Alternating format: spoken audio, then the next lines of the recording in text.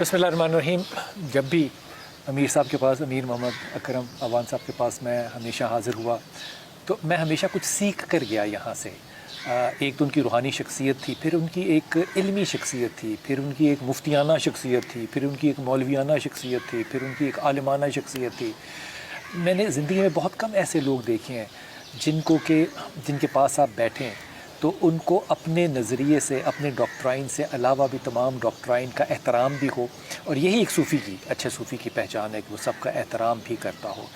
और आज जब यहाँ पे हाज़िर हुए तो अकरम अवान साहब के जो साहबजादे हैं अब्दुल कदीर भाई, इनसे मुलाकात होना मुझे यकीन था कि ज़रूर होगी, और जब मुलाकात होगी तो उसमें अमीर अकरम अवान जो हैं वो भी शामिल होंगे। और मैं तो हतमी तौर पे मैं आपको बिल्कुल ईमानदारी से बता रहा हूँ कि यहाँ बैठने से दो कैफ़ियतें जो है ना वो कल्ब पे बड़ी तेज़ी से उतरती हैं। एक तो आपको अंदाज़ा है इस बात का कि हर जगह की अपनी बरकत होती है। जहाँ बरकत नहीं होती वहाँ से रसूल पाक सल्लल्लाहु अलैहि वसल्लम ने भी कहा था कि यहाँ से जल्दी से गुजर जाओ, यहाँ पे अल्लाह का अज़ाब आ रहा है। उस जगह की बरकत की वजह से कैफ़ियत जो है ना पूरे जिस्म की वो बदल जाती है। दूसरी इस बात का भी इदराक है कि जब आप साहिब कब्र की मौजूदगी में उसके साहिबजादे से बात कर रहे हों तो साहिब कब्र जो हैं वो मौजूद भी होते हैं, सुनते भी हैं। और मेरी जो एक इल्तिजा होगी वो ये कि अकरम अवान अगर हमारी आवाज़ सुन रहे हैं, जो कि यकीनन सुन रहे हैं, तो वो हमारे लिए दुआ भी करें और हमें अपनी दुआओं में याद भी रखें। और अल्लाह ताला ने उनको जिन आला मकामात पे रखा है अल्लाह उसमें और तरक्की उनको दे। लेकिन हमारे लिए जो दुआएं हैं वो हमेशा जिस तरह वो दुनिया में करते रहे, मुझे यकीन है कि वो इस वक्त भी हमें अपनी पूरी दुआओं में याद रखते होंगे। अस्सलाम वालेकुम। खैरियत से कदीर भाई? अल्हम्दुलिल्लाह। दीर भाई आपके वाले से बड़ी मोहब्बत थी। अल्लाह इस मोहब्बत में कैसे अल्लाह ने डाला? अल्लाह इस मोहब्बत में तरक्की दे। आमीन। और अल्लाह ताला इस्तिकामत दे। आमीन। अल्लाह ताला इस्तिकामत दे। रसूल पाक सल्लल्लाहु अलैहि वसल्लम के आखिरी अयाम थे ना सल्लल्लाहु अलैहि वसल्लम के, तो आपने लोगों से कहा कि किसी ने कुछ लेना है, कुछ किसी का है तो वो मुझसे ले ले। तो एक सहाबी है, उसका नाम आता है तारीख़ में, हदीस में लिखा हुआ अकाशा, इससे आगे पीछे मुझे नहीं पता क्या नाम था, काशा उनका नाम आता है। तो उन्होंने कहा या रसूलल्लाह आपने एक जंग में मुझे छड़ी मारी थी, तो आपने छड़ी मारी थी जब आप लाइनें सीधी कर रहे थे, तो मैंने उसका बदला लेना है। सहाबा ने कहा कि क्या बात कर रहे हो तुम, मतलब कि तुमने इसका बदला लेना है? वो रसूल पाक सल्लल्लाहु अलैहि वसल्लम लाइनें सीधी कर रहे थे। तो उसने कहा नहीं मैं बदला लूँगा। फिर अल्लाह ताला के रसूल ने उनके सामने अपनी कमर से जो चादर है, अपनी जो कमीज़ है, आपने फरमाया कि मार लो, तो उसने अर्ज़ की कि अब मेरा कुर्ता नहीं था, कमर नंगी थी। हाय हाय हाय हाय हाय हाय हाय। उसने कहा कुर्ता नहीं पहना हुआ था मैंने उस वक्त, मेरी कमर तो नंगी थी, तो आप कमर नंगी करें।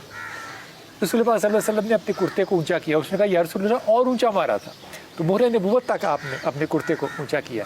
तो उसने रसूल पाक सल्लल्लाहु अलैहि वसल्लम की कमर को चूमा और कहा कि बस मेरा बदला हो गया।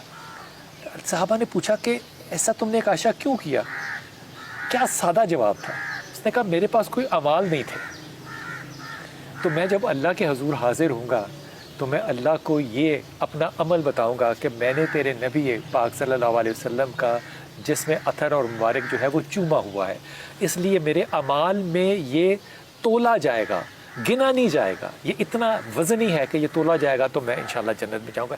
हजूर जब हम इतने लोग यहाँ पर आते हैं, जब उर्स शरीफ होता है, लोगों के लिए लंगर होता है, लोगों के लिए तबलीग होती है, लोगों के लिए मोहब्बत होती है, लोग आते हैं, सीरत पे बातें होती हैं, ये इतना बड़ा एक तबलीगी इजमा जो है, क्या ये मोहब्बत रसूल के बग़ैर एक मुर्शद चला सकता है? दो बातें अर्ज़ करूँगा।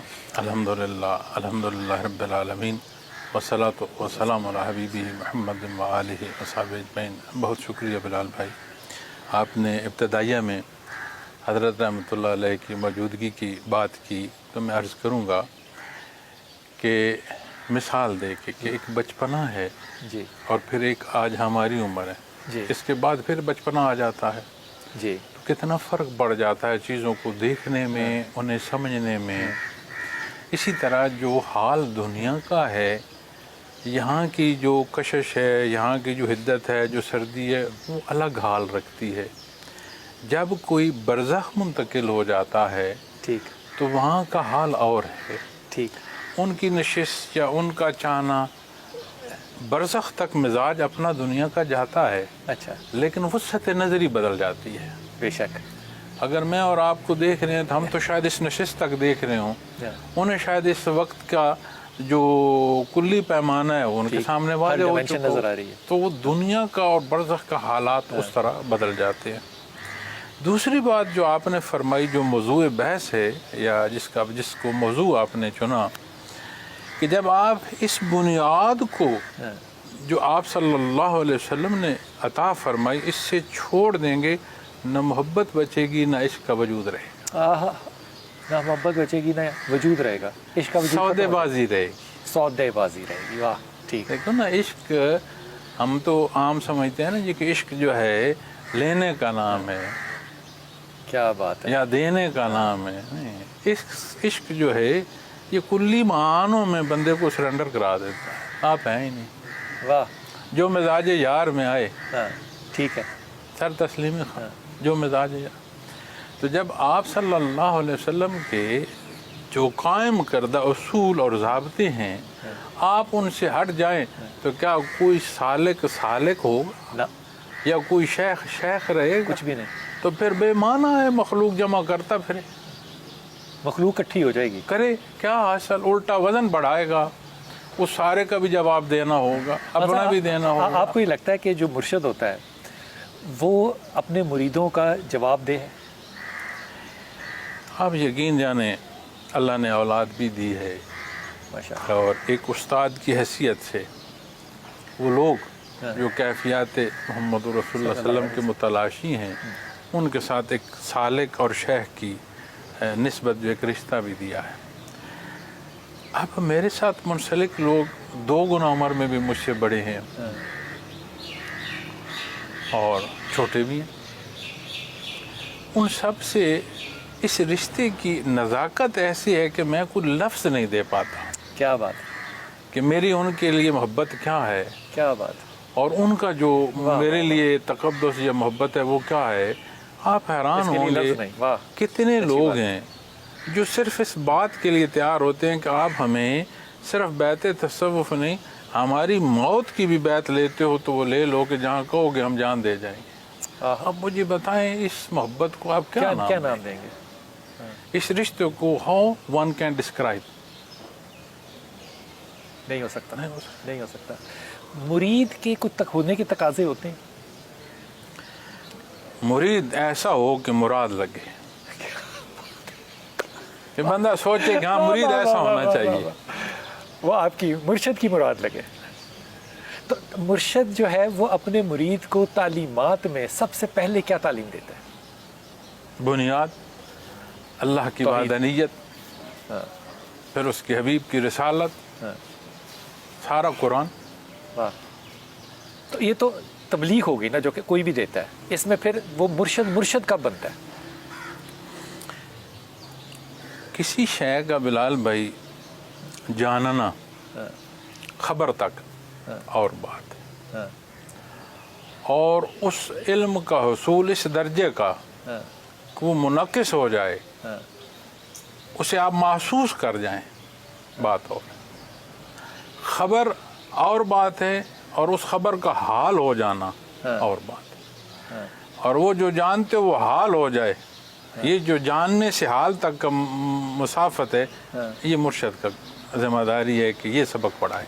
مرشد کے پاس آ کے جو مرید ہے اس کو کیوں سکون آتا ہے بغیر وجہ کے؟ وہ اس کی محفل میں بیٹھ کے پرسکون ہوتا ہے، روتا ہے بیٹھ کے، ذکر کرتا ہے، آپ کو میں دنیا کی زندگی سے ایک مثال دیتا ہوں۔ بڑا پرانا ساتھی ہو نا، بچپن کا دوست، اور آپ تجربہ کیجئے گا، پرانا دوست بچپن کا، وہ اور آپ کبھی خاموش بیٹھیے گا، آپ کو لگے گا آپ کلام کر رہے ہیں۔ واہ واہ واہ واہ، اگر دنیا کا تعلق یہاں پہنچا دیتا ہے واہ واہ واہ، تو جس تعلق کا نام اور ابتدا اللہ کے نام پر ہو، اس میں اتنا اثر نہیں ہے۔ واہ، یہ اثر اترتا ہے یا اپنی طاقت میں ہے؟ دیکھیں بات یہ ہے، بارش برستی ہے، زمین میں رویدگی پیدا ہوتی ہے، جہاں گندگی ہو وہاں کیا ہوتا ہے؟ گندگی پیدا ہوگی، تعفن اٹھ جاتا ہے۔ کہیں زمین کی خوشبو رویدگی کی ہے، اور جہاں خطے زمین پر گند ہے وہاں کیا ہوتا ہے؟ گند ہی ہوگا۔ تو جب کیا بات یہ انعکاسی عمل آتا ہے تو آپ اپنے دل میں کیا لیے بیٹھے ہیں؟ آپ کی زمین جو دل کی ہے وہاں پر کہیں تعفن تو نہیں پھیلایا ہوا، بدنیتی لے کر بےایمانی لے کر بیٹھے ہو تو اس طرح کی بات ہے۔ قرآن کریم کے نزول میں اللہ فرماتے ہیں کہ آیات سے ایمان والوں کا ایمان بڑھتا ہے اور جو اعتراض کرنے والے ہیں وہ اپنے کفر میں اور بڑھ جاتے ہیں۔ تو بات تو ایک ہی تھی۔ اب بات اس خطے کی ہے جو یہاں ہے کہ وہاں تعفن ہے تو بارش تو برسی تو زمین نے رویدگی دی، قابل کاشت ہو گئی کہ وہاں سے فصل بیجا جا سکتا ہے، اٹھایا جا سکتا ہے، اور جہاں تعفن ہے وہاں اتنی بدبو کہ وہاں بیٹھا نہیں جا سکتا۔ بہت اچھی بات کی، بہت اچھی بات کی۔ اس کا مطلب اس سوال کا جواب مل گیا جو کہ میں نے کرنا تھا کہ اس جگہ میں اکرم عوان صاحب کے پاس بیٹھے ہیں تو ایک خاص کیفیت جو ہے وہ اترتی ہے۔ ظاہر ہے ایک جگہ کی اپنی ایک بہت بڑی برکت ہوتی ہے۔ سال سے اللہ کی یاد ہے۔ اب یہاں شاید صاحب نشست میں بزرگ پیر کی حیثیت سے مجھے کوئی دیکھ رہا ہو، غفور رحیم ہے، پتہ نہیں دربان کی لفظ اللہ کی پکار شرف قبولیت پا جائے جو ہم سب کے لیے شفا کا سبب ہو جائے۔